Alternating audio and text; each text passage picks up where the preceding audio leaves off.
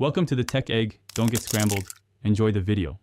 In this video, I will explain how to disconnect your Audi A3 battery safely. First, always prioritize your safety by wearing insulated gloves and eye protection.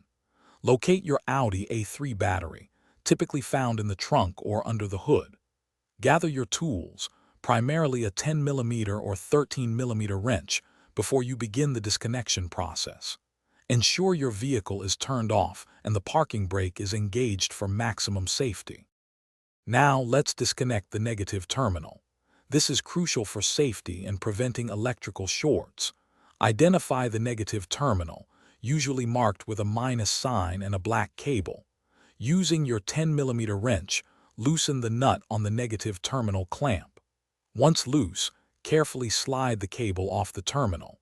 Make sure to position the cable away from the battery to prevent any accidental contact. With the negative terminal safely disconnected, it's time to address the positive terminal. Locate the positive terminal, which is typically marked with a plus sign and a red cable.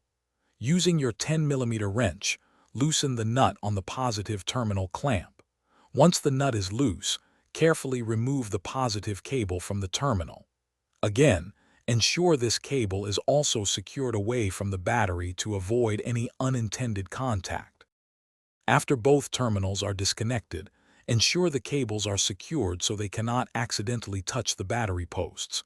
If you are removing the battery, unfasten any holding clamps and carefully lift it out, remembering batteries are heavy. When reconnecting, always attach the positive cable first, then the negative. Tighten all connections firmly. For more helpful tips and great deals, including that lifetime warranty on darn tough socks, check the description below this video. Thanks for watching. Consider subscribing if I helped unscramble your problems.